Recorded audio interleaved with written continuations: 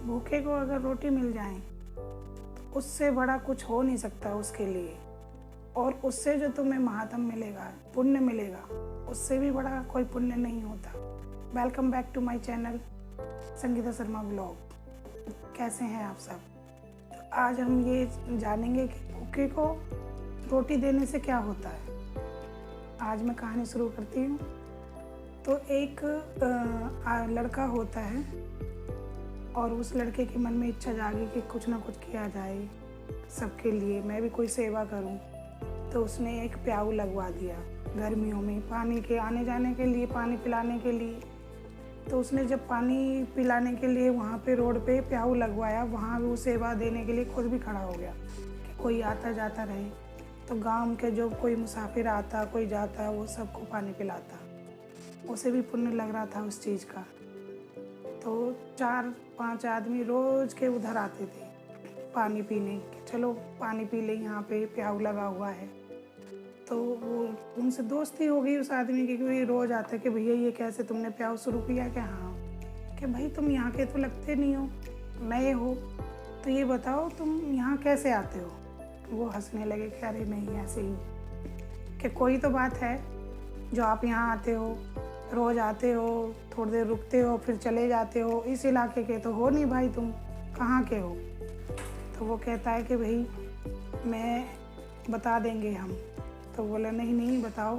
फिर जैसे दोस्ती हो गई, बोले अरे वैसे हम बताते नहीं कि हम कौन हैं, लेकिन तुझसे हमारी दोस्ती हो गई है तो हम बता देते हैं कि इस एरिए में कोरोना ज़्यादा चल रहा है ना, तो हम यमदूत हैं और हम रोज़ इधर किसी को ना किसी को लेने आते हैं। हमारा काम इधर बढ़ गया है तो हम इधर ही आ रहे हैं रोज़। तो कहता अच्छा। तो बोला भाई बड़ी अच्छी बात है, तुम इधर रोज़ आ रहे हो तो कुछ मेरा भी देखो ना, मेरी कब तक है?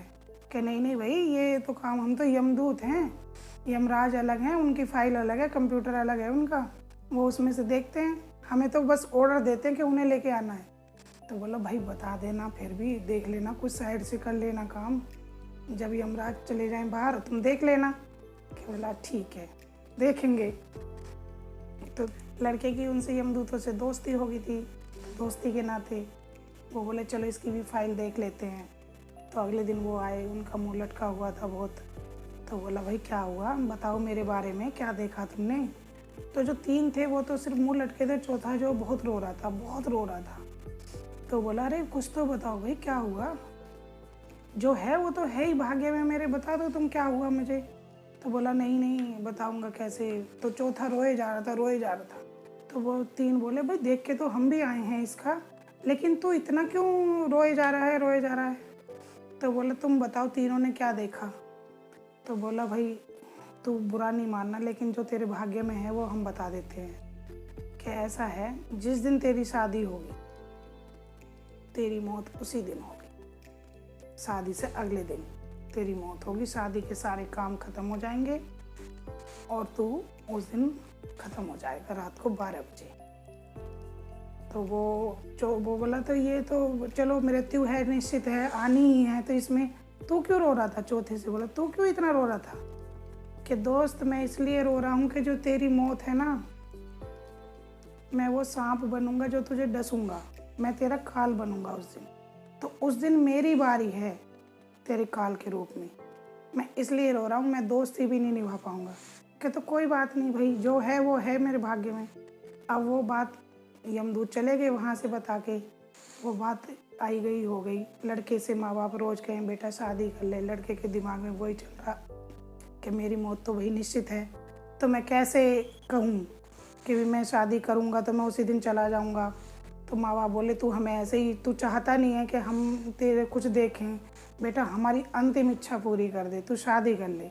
लड़के ने सोचा जब मेरी मौत शादी वाले ही दिन होनी है या कैसे होनी है, तो ये तो शादी मुझे करनी पड़ेगी, इस वजह से शादी तो होनी ही है जब मेरी मौत भी निश्चित है।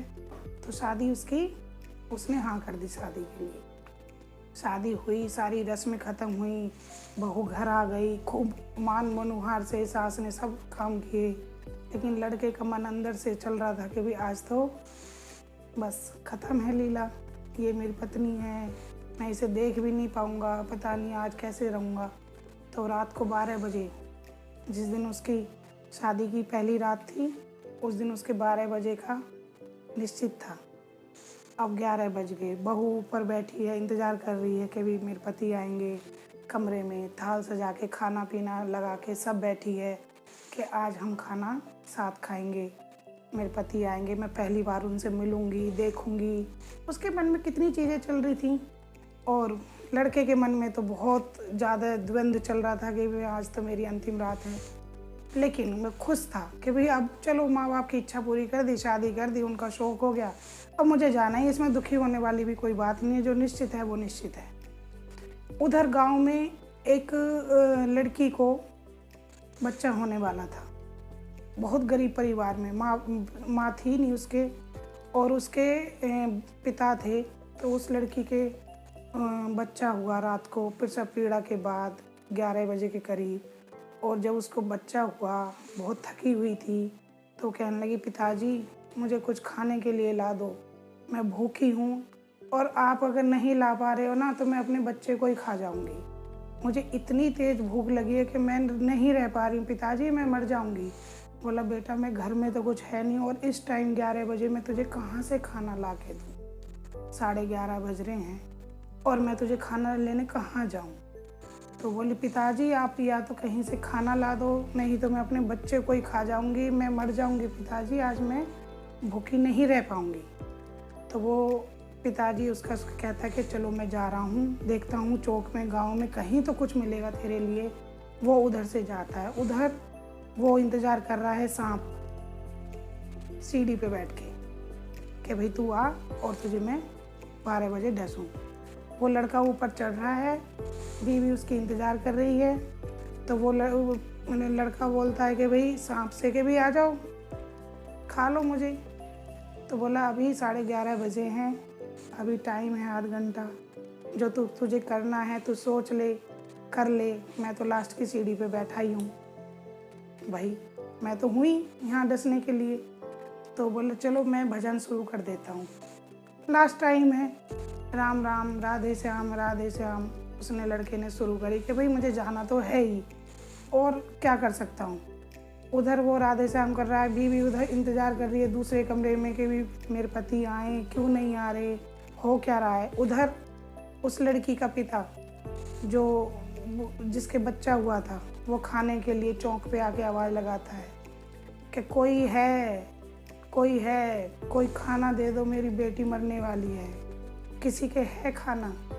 अब जो वो लड़के की पत्नी ऊपर खाने का थाल लगा के बैठी थी, 70 वो भोग थे उसमें, उसने कहा कि चलो मेरे पति तो अभी आए नहीं है, मैं ये खाना इस आदमी को दे देती हूँ। और उसने वो खाना उस आदमी को दे दिया, नई नवेली दुल्हन ने, कि कोई नहीं, मेरे पति तो भी और मिल जाएगा, इस घर में शादी का घर है, मैं इसे खाना दे देती हूँ। उसने अपना भरा थाल उसको दे दिया खाने के लिए।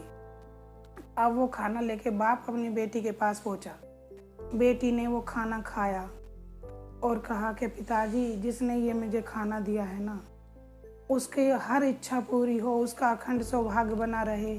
तो बोले, बेटा आज एक नई नवेली दुल्हन आई है, ये खाना उसने दिया। कि पिताजी, उसने आज मेरी 2 जानें बचाई हैं, एक मेरी और एक मेरे बच्चे की। ये मेरी नाभि तृप्त करी है, नाभि पेट में होती है, उसका अगर तृप्त हो जाए, वहाँ से आशीर्वाद निकलता है भूखे के भोजन देने से, तो उसका तो फिर कोई बिगाड़ नहीं सकता कुछ। तो कहता है कि पिताजी, उसका हर चीज़ बनी रहे, सौभाग्य बना रहे, जिसने मेरे पेट को तृप्त किया है, मेरे बच्चे की जान बची, 2 जानें उसने बचाई हैं, उसका भगवान कभी बुरा ना करे। ये आशीर्वाद था उसका, लड़की का।